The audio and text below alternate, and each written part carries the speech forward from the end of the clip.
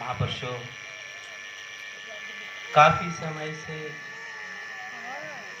सभी भाई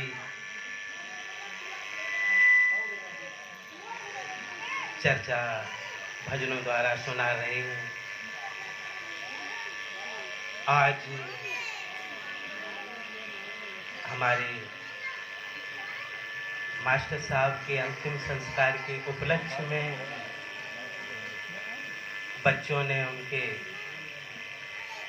ये सत्संग का आयोजन किया है।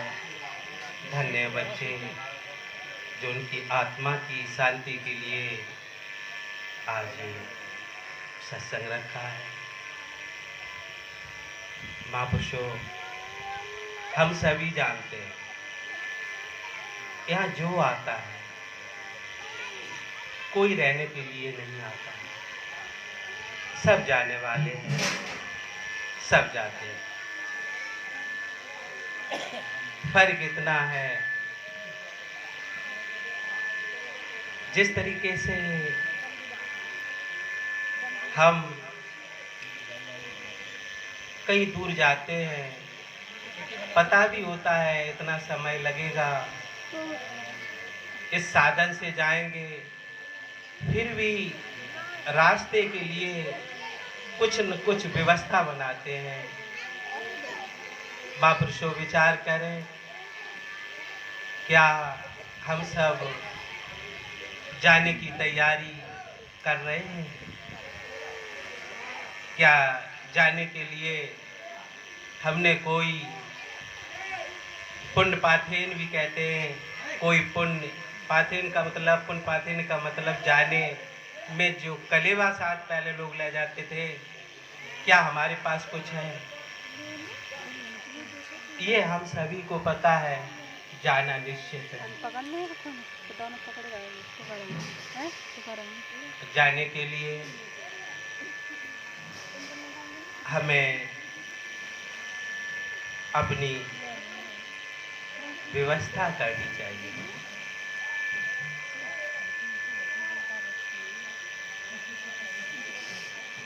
शरीर छोड़ने के बाद इस शरीर की व्यवस्था जो करते हैं, जब शरीर छूट जाता है उसके लिए किसी व्यवस्था की जरूरत भी नहीं है। कहीं हम ऐसा होता है, कहीं हम वृक्ष लगाए तब हम जलेंगे, व्यवस्था पहले से, वृक्ष पहले से तैयार है। कहीं जमीन नहीं लेनी पड़ती है, कपड़ा नहीं लेना पड़ता, वो व्यवस्था बन जाएगी।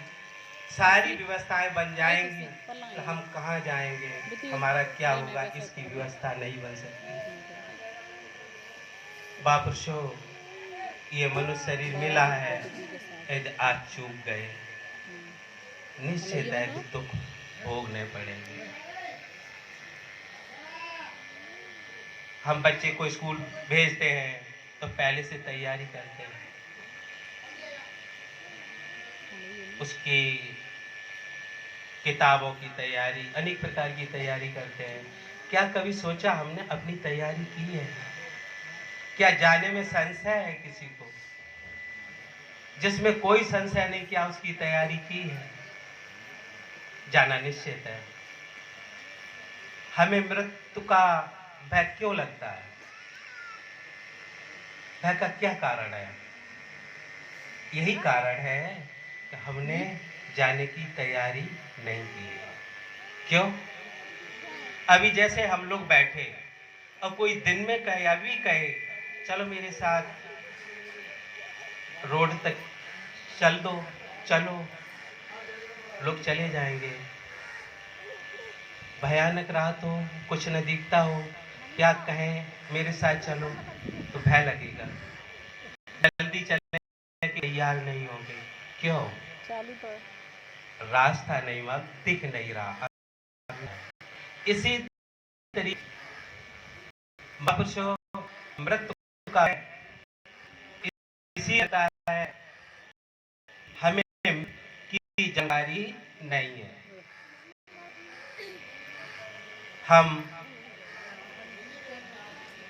आंखों से संसार को देख सकते हैं, जो चीज़ देख सकते हैं उसमें इतनी भय नहीं होती है। कान से सुन सकते हैं, नाक से सूंघ सकते हैं, बाड़ी से कह सकते हैं, हाथ से स्पर्श कर सकते हैं।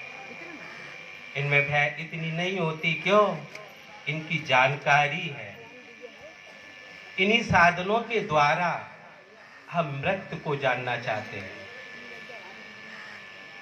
मृत्यु इन साधनों से अतीत है। इन साधनों से हम मृत्यु को नहीं जान सकते। इसलिए अज्ञानवश हमें मृत्यु का डर लगता है, हमें भय लगता है। जिस तरीके से हम देखें, हमने कभी सर्प देखा, टेढ़ा मेढ़ा होता है,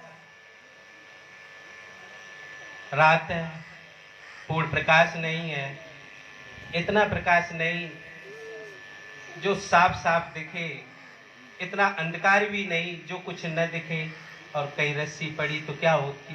भ्रांत होती है। ये सर्प है। तब तक भ्रांत होती है जब तक उसे हम प्रकाश में भली प्रकार देख नहीं लेते हैं। जब देख लेते हैं तब क्या भ्रांत होती है? नहीं होती है। रस्सी को उठा के अलग फेंक देते हैं।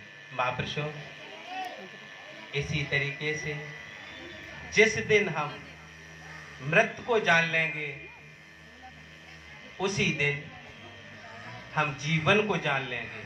नहीं हम जीवन को जानते हैं और नहीं हम मृत्यु को जानते हैं। वह इसी बात का है।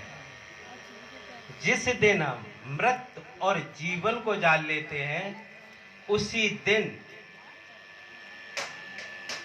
तीसरी घटना घटित होती है। किसी तीसरे को जानते हैं जो मृत्यु और जन्म दोनों को जानने वाला है। महापुरुषों, काव्य है, ऋषियों ने कहा है, अंत समय में जहां मेरा मन जाता है, जहां जिसकी याद आती है, उसी को मैं प्राप्त हो जाता। ऋषियों की वाणी है। कभी विचार किया जिसे हमने जाना ही नहीं, क्या अंत समय उसकी याद आ जाएगी? उसमें मन जाएगा? महापुरुषों,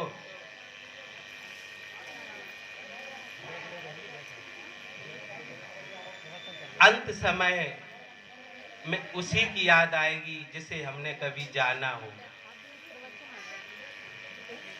आंटी बैठ गया। जब हमने जाना ही नहीं तो याद कैसे आएगी? इसीलिए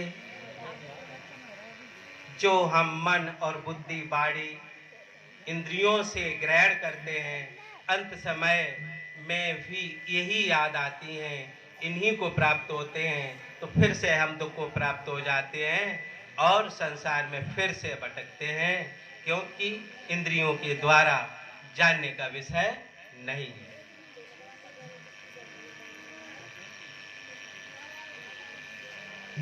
जब मृत्यु होती है, दूसरा कारण है, उस समय